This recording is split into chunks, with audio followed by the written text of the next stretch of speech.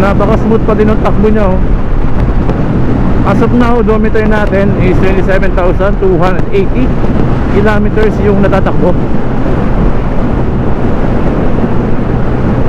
Sa mga beginner, especially yung mga babae no, na gusto magkaroon ng motorcycle, scooter, ako isa to sa mga recommended natin sa mga beginner. Kasi maliit yung unit, mababa, at hindi ka mabibigla sa kanyang power. Kasi 150cc lang. Hello guys, this is Vlogman Moto again, and welcome back sa another video. At kasama ulit natin ngayon si Yamaha Mio Sporty 115. At ito po ay almost 8 years ng gamit ano. Pero yung kanyang odometer ay kukunti pa din lang kasi nasa 27,000 pa din lang naman. Hindi masyadong gamit. Kumbaga pan daily lang, madalang gamitin pang long drive. So as of now, wala pa namang update kay Mio Sporty ano, carb type pa din yung mga nilalabas ng Yamaha. Which is goods pa din naman ang carb type kasi less maintenance. Hindi masyadong maselan. Kasi linis ka lang ng carb ay okay na yon. But of course ay mas maganda pa din kung nag-upgrade din ano. Katulad nung kung gagawing FI para at least maging matipid sa gasolina. Kasi po last time ginamit natin to, nag-average tayo ng 40 kilometers per liter ano. Yung takbo na pang daily, may mabilis, may mabagal. Then sa daan, pantay, may konting pahon. So nagawa natin yan dito sa ating channel. So kung panoorin nyo lang yung ating full review nito. Alright, so nasa Sariaya, Quezon ako ngayon. At going back to Lucena. Gulong, medyo upgrade yung gulong yan kasi 100 na yung size niyan kung nakakamali ano. 100 na yan, then tubeless. Yun kasi, hindi pala, yung 90-80-14 yung likod, then tubeless yan. Then una ay 80-90 tubeless na din. Alam ko kasi ay naka tube type pa din yung Mio Sporty natin ngayon ano. So in-upgrade lang ng konti. Alright, the good thing ay may kickstart tayo.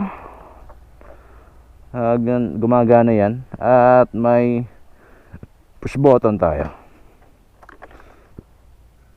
Meter panel, of course, analog. So stock yung makina natin ano.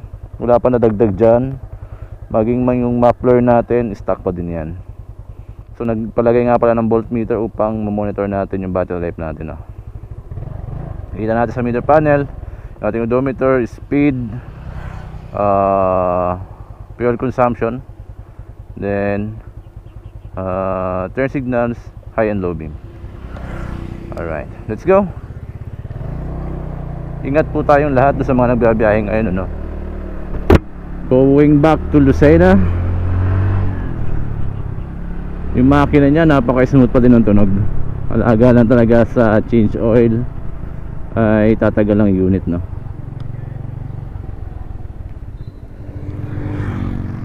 Alright, dadaan tayo sa Calabarzon.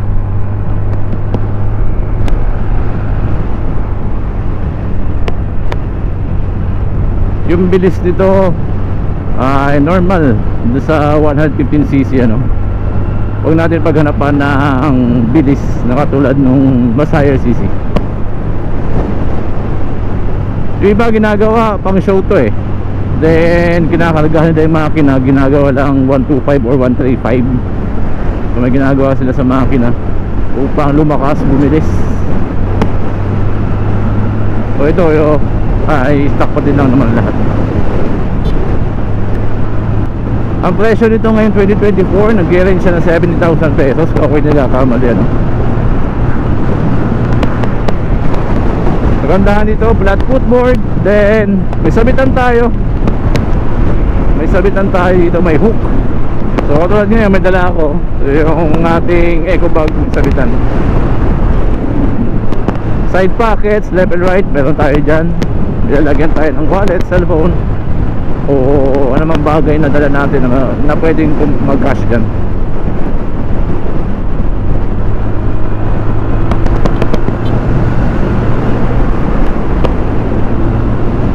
Lawak dito sa Sariaya, Quezon. Kita nyo yan, mga palayan. Then lalo na dati, halos konti lang yung bahay dito. Palayan, gulayan, napakadami dito. Palawak niyan. At the same time, ang dami dito beach. Ayan o, Costa Sariaya, Limac ba yun? Then Dalampasigan, nandito din sa Sariaya, Quezon. Daming beaches, ang daming resorts.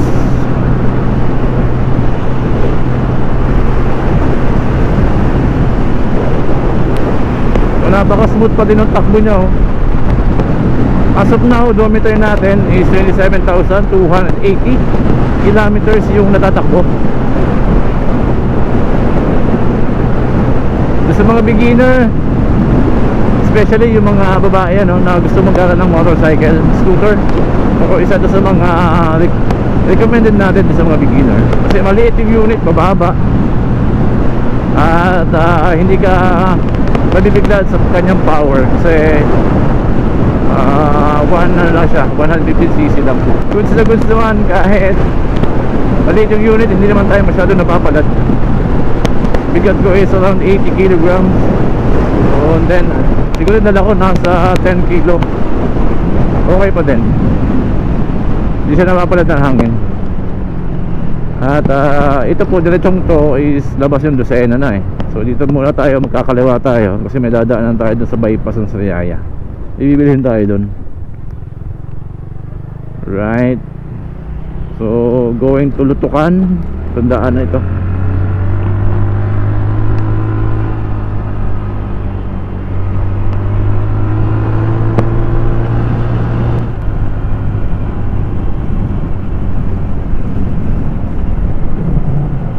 So yan po yung rotonda ng Lucena.